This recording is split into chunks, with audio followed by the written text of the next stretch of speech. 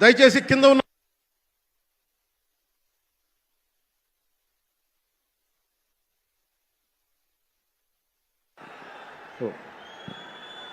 చుట్టుపక్కల ఉన్న టవర్స్ మీద ఎక్కుతాను, దయచేసి డిస్కరేజ్ చేయండి. జేపీ వెంచర్స్ పేరు మీద జగన్ బినామీలు దాదాపు 40,000 కోట్ల స్కామ్ ఇసుక దోచేశారు. అందరూ అడిగిన వాళ్ళని, కిషన్ అనే రిపోర్టర్ని చిత్తూరులో చంపేశారు. ఇక లా అండ్ ఆర్డర్ దృష్టికి వస్తే ఆంధ్రప్రదేశ్ హైయెస్ట్ గాంజా క్యాపిటల్ అయిపోయింది. New drug capital of India అయిపోయింది ఆంధ్రప్రదేశ్. రాజ్యసభ హోంశాఖ సహాయ మంత్రి శ్రీ అజయ్ కుమార్ మిశ్రా గారు 2019 ఒక ప్రశ్నకి సమాధానంగా 2019-2021లో 30,196 ఆడవాళ్ళు అదృశ్యమయ్యారని చెప్పి స్వయాన రిపోర్ట్ చేశారు. 7,918 మంది 18 ఏళ్లలోపు యువతులు, 22,278 మంది 18 ఏళ్ల దాటిన యువతులు. దీనికి ఒక్క స్పందన లేదు ఈ ప్రభుత్వం నుంచి. ఒకవైపు ఆత్మనిర్భర్ భారత్గా, సెల్ఫ్ రిలయంట్ భారత్గా ఎక్కడి నుంచో విదేశాల నుంచి వచ్చిన సంస్థలు భారతదేశానికి వస్తుంటే ఆంధ్రప్రదేశ్కి రావాల్సిన సంస్థలు పారిపోతూ ఉన్నాయి. 2,200 కోట్ల పెట్టుబడితో సంస్థ హైదరాబాద్ తరలిపోయింది. Amar Raja, Franklin Templeton, Reliance electric unit ఇవన్నీ ఈరోజు వెళ్ళిపోయినాయి ఆంధ్రప్రదేశ్ నుంచి. పారిశ్రామిక ప్రగతి ఒకప్పుడు 2019లో 10%, 10.24% ఉండగా ఈ రోజున -.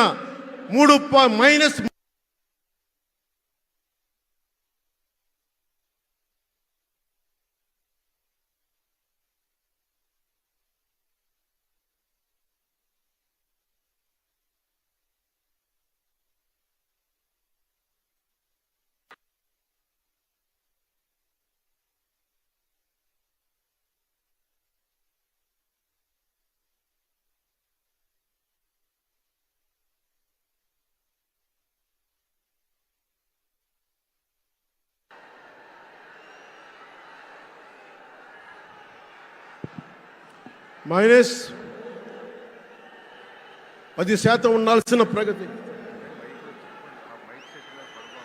దయచేసి మీరు అందరూ మైక్ సెట్ మీద పడకుండా దూరంగా వెళ్ళండి. అందరూ దయచేసి మీ ఉత్సాహం రాష్ట్రం వైపు చూపించండి, దేశం వైపు చూపించండి. మైక్ సెట్ మీద పడితే మనకి మాట్లాడటానికి ప్రధానమంత్రి గారు విలువైన మెసేజ్ ఇస్తారు.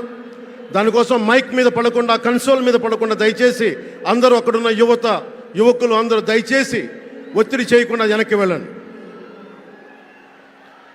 ఆంధ్రప్రదేశ్ నెగిటివ్ గ్రోత్ పోతా ఉంది.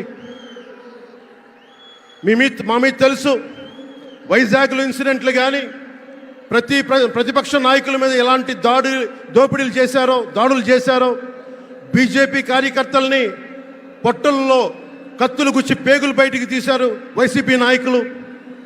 వైఎస్ వివేకానంద రెడ్డి గారిని మర్డర్ చేయించిన ప్రభుత్వం ఇది. సిబిఎన్ గారిని ఇబ్బంది పెట్టిన ప్రభుత్వం అరెస్ట్ చేసి నన్ను స్వయాన అనేక పర్యాయాలు అడ్డుకున్న ప్రభుత్వం ఇది. ఈ ప్రభుత్వం పోవాలి. ఈ ప్రభుత్వం పోవాలంటే ఒకటే, డబ్బులు పెరిగిపోయిన జగన్కి ఎవరు అడ్డు ఆపు లేరు, నేను ఏదైనా చేయగలను అనుకుంటున్నాడు.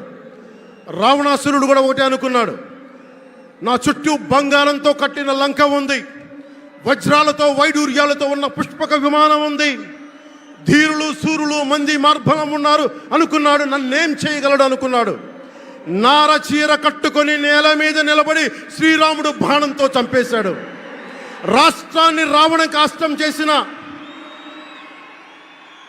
అయోధ్యకే రాముణ్ణి తీసుకొచ్చిన శ్రీ మోదీ గారు ఇక్కడ ఉంటే, రాష్ట్రాన్ని రావణ కాష్టం చేసిన చిటికిని వేలంత రావణాసురుణ్ణి తీసేయడం అంత కష్టమా? నేను తాడేపల్లిగూడెం సభలోనే చెప్పాను, ఇక్కడ నుండి నేను దేవదత్తం పూరిస్తున్నానని. అర్జునుడు పూరించిన శంఖం దేవదత్తం అంటే, నేను దేవదత్తం అన్నాను కానీ పాంచజన్యం అనలేదు. అది పూరించాల్సింది ద్వారకలో ఉన్న శ్రీకృష్ణుడే. అక్కడి నుండే మోదీ గారు పాంచజన్యాన్ని వచ్చిన మోదీ గారు, గుజరాత్ ద్వారక నుంచి వచ్చిన శ్రీ మోదీ గారు ఈ కురుక్షేత్ర యుద్ధం కోసం పాంచజన్యాన్ని పూరిస్తారు. ఇక్కడ జరగబోయే ఎన్నికల కురుక్షేత్రం ఈ యుద్ధం ఫలితం.